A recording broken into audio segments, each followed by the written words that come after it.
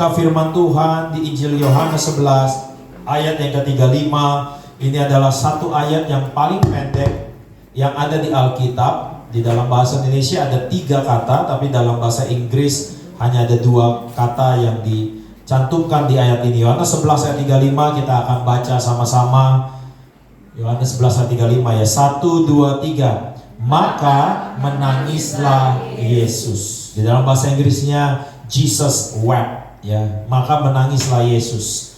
Saudara, ini adalah ayat yang pertama kali ditemukan ketika Yesus itu menangis. Kita melihat ada Yesus melihat orang sakit, dia nggak menangis. Dia lihat orang kusta, dia nggak menangis. Tapi di satu kejadian ini, yaitu apa?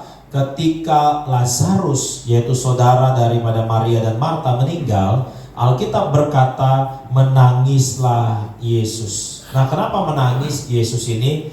Kalau kita melihat secara kronologi mulai dari awal kejadian, Bapak Ibu sekalian, pemuda-pemudi yang Tuhan kasihi, bahwa kematian bukanlah rancangan Allah. Bahwa kematian bukanlah original plan yang Tuhan mau. Bahwa Tuhan menciptakan manusia itu memiliki kehidupan yang kekal. Sebab itu dia pernah berkata juga di Yohanes 11 ini, tetapi di ayat yang sebelumnya yaitu ayat yang ke-25, dia bilang bahwa akulah kebangkitan dan hidup. Barang siapa yang percaya kepadaku, ia akan tetap hidup walaupun ia mati. Nah, kematian dan kehidupan adalah 2 kejadian yang paling krusial di dalam kehidupan manusia. Waktu ada seorang anak lahir, satu keluarga melakukan selebrasi, teman-teman semua bilang selamat, selamat dan sebagainya. Sampai akhirnya timbul juga yang namanya kematian. Kematian juga satu kejadian yang menjadi pusat perhatian, baik keluarga yang ditinggalkan, ya, kenalan, kerabat dan sebagainya. Hanya 2 kejadian ini, kelahiran dan juga kematian. Bahkan di antara kita semua, kalau kita mau lihat di dalam kehidupan kita bekerja, kita sekolah, kita berusaha, sebetulnya satu hal yang paling kita takutkan bukan kemiskinan sebetulnya. Sebetulnya yang kita takutkan itu bukan kekurangan, tetapi yaitu apa? Kematian, saudara. Coba kalau kita urut-urut gitu ya, kenapa sekolahin anak tinggi-tinggi, bagus-bagus? Oh, nanti supaya dapat pekerjaan yang bagus. Kenapa pekerjaan yang bagus? Supaya dapat gaji yang bagus. Kenapa supaya dapat gaji yang bagus? Supaya hidupnya nggak sengsara. Kenapa supaya hidupnya nggak sengsara? Ya supaya nggak mati dalam kesengsaraan. Ada satu kalimat saya pernah baca.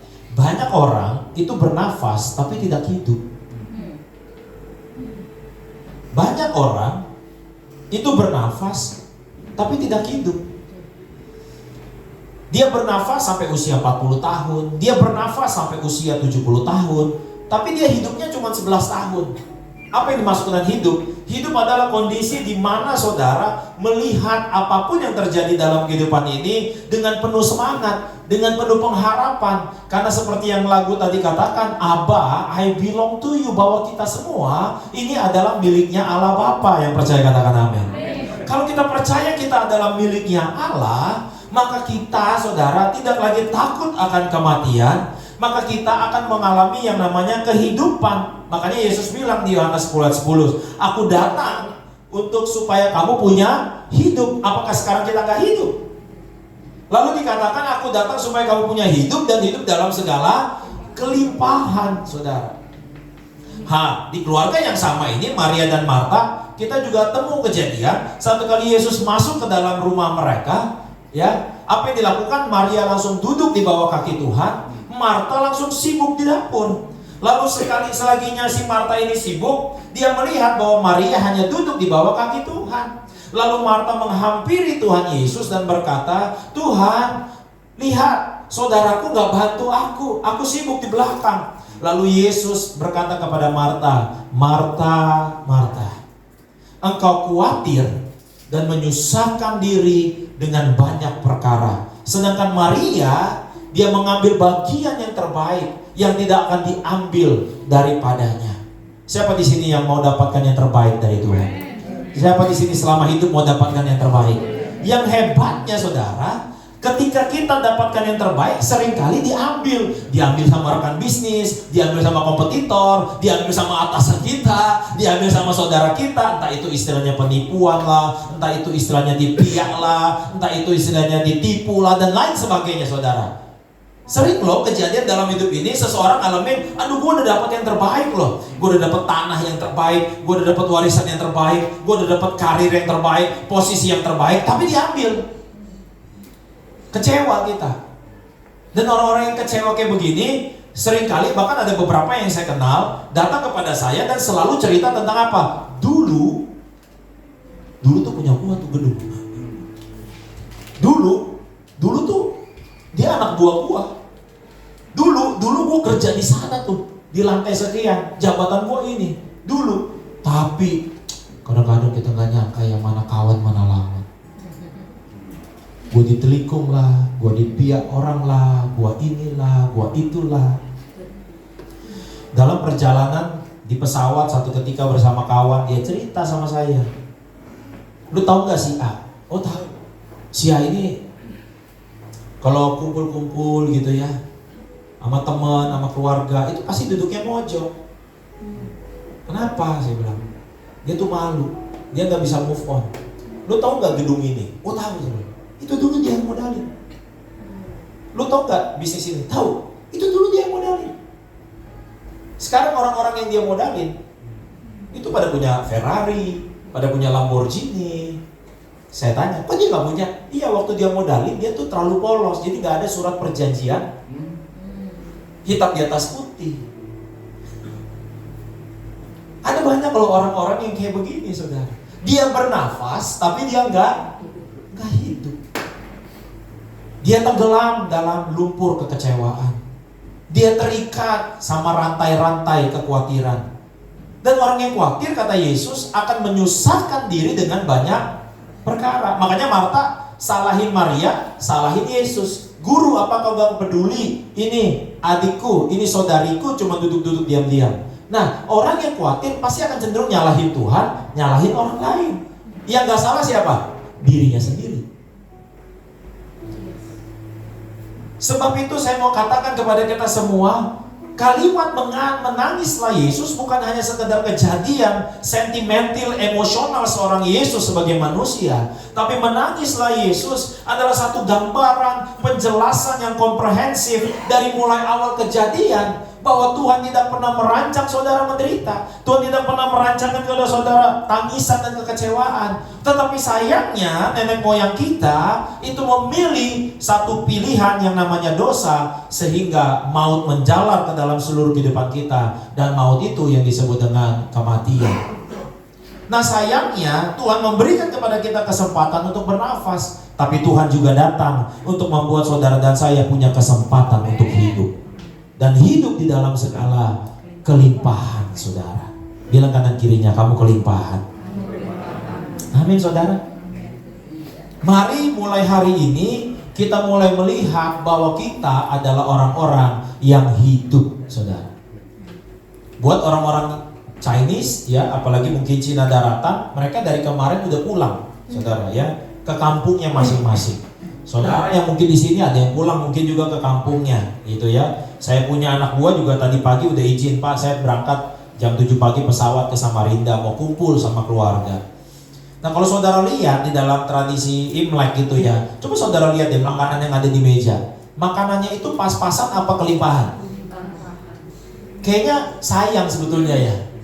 Kayak takut nanti sayang kebuang gitu kan. Tapi itu kan gambaran bahwa ini hari kita merayakan, ini hari kita bersuka cita, dan selalu tandanya adalah kelimpahan.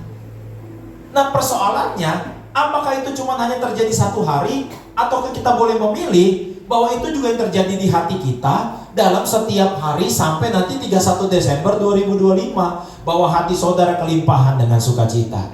Hati saudara hidup sehingga tiap pagi saudara berjalan, tiap pagi saudara bangun, nemuin masalah, saudara bisa nilai, oh masalah ini nggak limpah, yang limpah adalah jalan keluar yang dari Tuhan. Makanya ada lagu yang bilang gini, besar setiamu, besar setiamu, Tak ada habisnya rahmat-Mu. Alkitab bilang begini, Bapak Ibu sekalian, bahwa selalu baru rahmat-Nya setiap pagi. Kenapa dibilang rahmat selalu baru tiap pagi? Karena tiap pagi ada masalah baru. Berapa banyak di antara saudara kalau bangun tidur, ambil handphone, bawa ke toilet, sekalian buka handphone. Baru buka WA, aduh, yang ini beginilah, yang ini begitulah. Tapi puji Tuhan loh, firman Tuhan berkata selalu baru rahmat-Nya tiap pagi. Apa sih rahmat? Rahmat itu kasih karunia. Apa itu kasih karunia? Sesuatu yang di luar jangkauan kita, sesuatu yang gak layak kita dapat, tapi Tuhan berikan kepada kita. Nah itu namanya rahmat, saudara. Itu namanya rahmat. Itu namanya kasih karunia. Mari kita yakini tiap pagi kita bangun, lihat ada masalah baru, lalu kita juga berpikir, ada juga kasih karunia Tuhan yang baru. Amin, saudara. Saya lagi 15 Januari kan saya mulai itu ya, bisnis yang di Mall Kelapa Gading. Dipikirin, diusahain, jualannya sebiji. Pulang kemarin Komsel, saya bilang sama anak gua, udah, gua mau tinggalin buat lu aja. Saya ralain aja, saya serahin aja sama Tuhan. Kemarin 10 orang beli satu hari saja. Ya, sering kali saudara pusingin, hasilnya kayak gak kelihatan.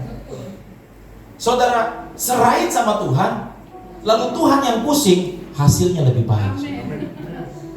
Sekarang saudara pilih, mau saudara yang pusing, apa Tuhan yang pusing? Kadang-kadang kita pengen bantu Tuhan. Nih gue bantu dia Tuhan ya, bagi-bagi pusingnya. Saudara, Tuhan gak perlu dibantu, kita yang perlu dibantu. Biarkan Dia yang bekerja dalam hidup kita, saudara. Karena rancangannya buat kita bukan rancangan kematian. Buat saudara dan saya yang percaya Yesus, betul tubuh yang fana ini akan masuk ke liang lahat. Tapi sebelum itu terjadi, mari yuk kita hidup, saudara. Amin. Mari kita hidup, mari kita bersuka cita, mari kita merayakan. Merayakan apa? Bahwa ada Tuhan yang menyertai kita. Ada Tuhan yang menyertai kita. Pulang dari tempat ini, saudara, saudara pulang dengan gembira, saudara pulang dengan sukacita. Makanya sering dibilang gini sama Tuhan Yesus, barang siapa seperti anak kecil ini, merekalah yang empunya kerajaan surga. Coba saudara lihat anak kecil, hidup gak? Hidup.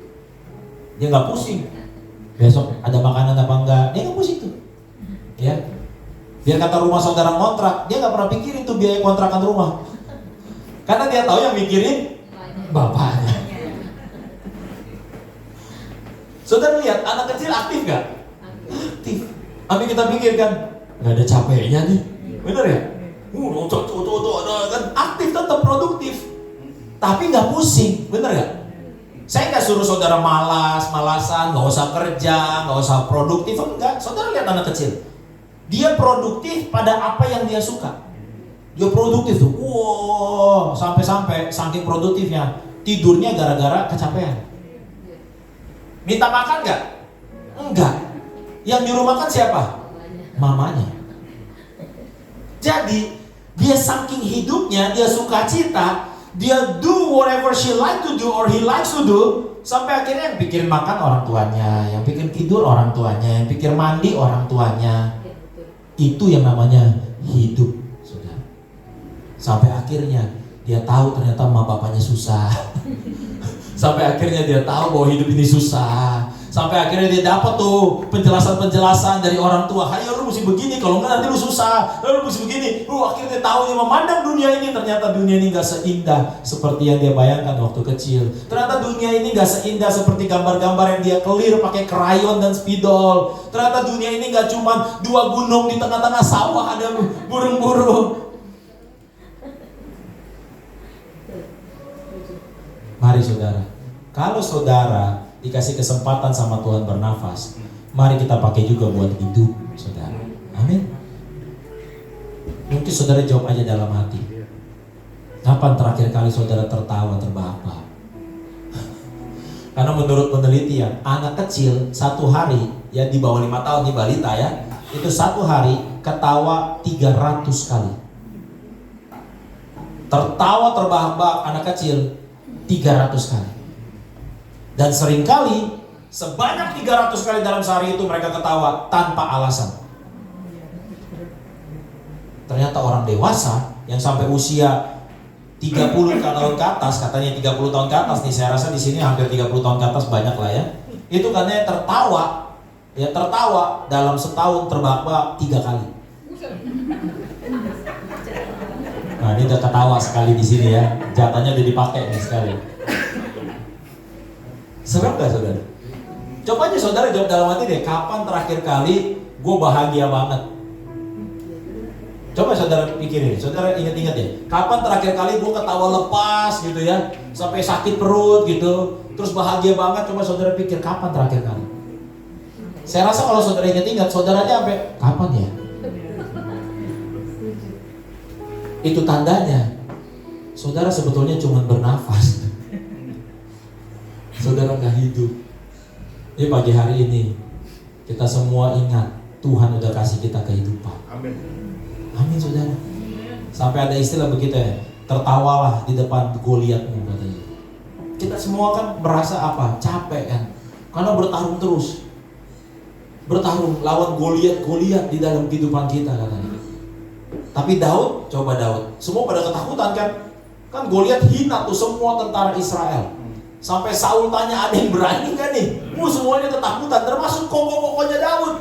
Itu si Daud itu ada di tengah-tengah pertempuran gara-gara ngapain? Ngirimin rantangan buat koko-kokonya, ngirimin makan siang. Itu kan cuma disuruh bapaknya karena anak paling bontot kan gitu. Nasib anak paling bontot disuruh-suruh gitu kan.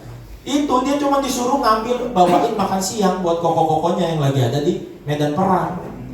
Dia lagi nganter itu lunchbox, ya dia lagi nganter itu tempat bakul makan siang. Dengar tuh si Goliat maki-maki tentara Israel. Terus dia tanya kan sama tentara satu kanan kiri kan, itu siapa? Itu tentara Filistin yang paling gede, badannya begini, pedangnya aja gede. Kurang ajar amat tuh ngomongnya tuh, sembarangan aja ngomong gitu kan. Dia ketemu abangnya ya kan, itu siapa bang? Gini. Terus abangnya bilang apa? Shh, tuh dia anak kecil. Tapi Daud dia nggak sekedar bernafas. Kenapa dia nggak sekedar bernafas? Kerjaannya memang di padang gembala, tapi dia selalu menyanyi buat Tuhan. Dia terkoneksi sama kehidupan, dia terkoneksi sama Allah yang sumber segala kehidupan. Dialah yang bilang, Tuhan adalah gembalaku, takkan kekurangan aku. Dia membaringkan aku di padang yang berumput hijau. Dia tiduran di rumput, dia kayak anak kecil gitu ya. Dia lihat domba-domba, dia mikir ya dia aja sayang domba-dombanya. Masa Tuhan gak sayang saya? Datang singa katanya, singanya disobek-sobek mulutnya. Coba saudara bisa bayang gak? Imajinasikan, sobek-sobek mulut singa. Alkitab bilang ada beruangnya juga dikoyak-koyak. Pas dia dengar Goliat kayak begitu saudara, dia bilang ini gak benar nih satu orang ini. Alkitab bilang apa? Dia maju loh ke depan. Dia maju ke depan. Saul tahu. Saul bilang apa? Itu anak muda siapa? Itu anak muda siapa? Oh ini Daud anak Isai katanya. Oh dia mau berani tuh. Udah pakein dia baju perang. Dipakai dong baju perang. Tuh Daud bilang apa? Keberatan. Gak usah. Gak usah, gue gak nyaman nih. Keberatan. Udah dong. Set, dia lepas. Dia pergi kemana? Sungai. Sungai adalah gambaran tempat di mana ada kehidupan. Kenapa? Karena sungai airnya mengalir. Sungainya tuh air mengalir. Dia nggak ke genangan, dia nggak ke kolam. Karena kalau kolam airnya tetap nggak mengalir. Kenapa laut mati disebut laut mati? Karena airnya tidak mengalir. Kadar garamnya tinggi sampai-sampai kalau saudara nyemplung di situ, saya sih belum pernah. Tapi semua yang udah pernah ke sana kalau nyemplung di situ nggak tenggelam, ngambang. Kenapa? Karena kadar garamnya tinggi. Karena nggak ada aliran, jadi lautnya laut mati, ngambang. Orang yang nggak hidup, yang sekedar bernafas, segala sesuatu kayaknya ngambang. Cita-cita gua ngambang, keinginan gua ngambang, kayaknya hidup gua ngambang, kayaknya keuangan gua ngambang, cuma ngambang-ngambang aja. Gitu-gitu aja, kayaknya nggak jelas. Tapi yang hidup itu bagaikan sungai yang mengalir. Bahkan Mazmur katakan di Mazmur pasal yang pertama, bahwa kita itu seperti pohon yang ditanam di tepi aliran sungai. Yang firman Tuhan bilang apa? Yang berbuah pada musimnya, yang tidak layu daunnya, apa saja yang diperbuat berhasil. Itu yang diteladani Daud. Daud makanya ke sungai. Ngapain Daud ke sungai? Ngambil 5 batu. Ngambil 5 batu. 5 adalah lambang dari kasih karunia. Angka 5 di dalam tradisi Yahudi adalah kasih karunia. Diambil tuh 5 batu. Kenapa batu? Batu kokoh. Berarti kasih karunia yang kokoh, saudara. Dari sumber kehidupan. Dia taruh tuh. Bawa modalnya ke tapel. Alkitab katakan dia maju ketemu Goliat. Pas dia maju ketemu Goliat, Goliat bilang apa? Anjingkah aku ini? Sehingga tongkat mendatangi aku. Waduh. Di mata Goliat, Daud itu tongkat, saudara. Tongkat doang, mereka kecil banget, saudara. Tongkat. Tapi yang kecil, kalau dia berjalan bersama kehidupan dan ada kasih karunia Allah, beda, saudara. Alkitab berkata, Daud ngomong sama Goliat, ngomong apa? Engkau boleh datang dengan pedang dan lebih, tapi aku datang dengan nama Tuhan semesta alam. Wah, Alkitab berkata, Daud lari menuju Goliat. Goliat juga lari. Makanya nanti saudara pelajarin ya. Itu kan Daud pakai ketapel, saudara. Alkitab bilang batunya nancep di mana? Di dahi kan? Logika nih, logika ya. Logika aja. Kalau nancep di dahi, jatuhnya kemana? Iya. Jatuhnya kemana? Gitu dong. Tapi saking cepatnya Alkitab bilang, mukanya si Goliat menghadap tanah. Sebagai tanda penundukan, penyembahan, bahwa setiap masalah yang dihadapi sama anak-anak Tuhan, masalah akan tunduk di depan anak-anak Tuhan. Masalah akan tunduk di hadapan anak-anak Tuhan. Pernah ada seorang profesor yang juga Kristen, dia mempelajari kok bisa jatuhnya ke depan.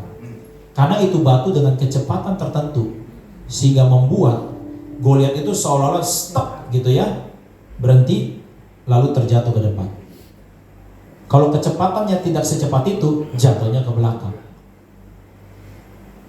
Di titik itu, saudara, di titik itu Daud dielulukan menjadi raja dan sebagainya, dinikahin sama anak raja. Padahal Daud bilang apa?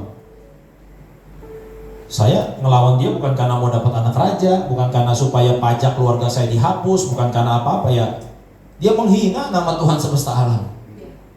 Kalau saudara dan saya di dunia ini hanya hidup untuk bernafas, kita lupa siapa yang kita sembah. Kalau saudara dan saya hidup ini hanya untuk bernafas, kerja hanya sekedar kerja, cari duit, kumpulin uang, bisnis pokoknya untuk hanya segala untuk kemegahan. Saya mau ingatkan saudara cuma bernafas, sayang. Akhirnya nanti saudara boleh kaya, dan saya banyak ketemu orang kaya. Akhirnya apa? Nggak nikmatin juga uang yang dia dapat. Beli barang tetap yang diskon-diskon. Mau pergi jalan-jalan itu mahal. Emang uang dibawa mati. Emang uang dibawa mati. Bukan berarti saudara nggak harus nabung, mengelola keuangan dengan bijak. Bukan. Mari kita hidup. Amin, saudara. Mari kita hidup. Karena kehidupan adalah rancangan Tuhan. Kematian adalah kegagalan dari sebuah rencana itu. Sebab itu Yesus datang untuk menebus dan mengembalikan kita semua supaya serupa dan segambar dengan Allah. Toh betul, hidung akan berhenti bernafas satu hari nanti, jantung berhenti berdetak satu hari nanti. Nggak usah khawatir, sorga menjadi tujuan kita. Kehidupannya kekal. Kalau kehidupan kekal dia sudah jamin. Mari kita stop khawatir hari ini. Kita stop takut hari ini. Kita mulai tersenyum, kita mulai bersuka cita, kita mulai punya pengharapan, kita mulai tahu bahwa kita semua adalah milik Tuhan. Amin, saudara. Amin. Mari bertepuk tangan buat Tuhan Yesus.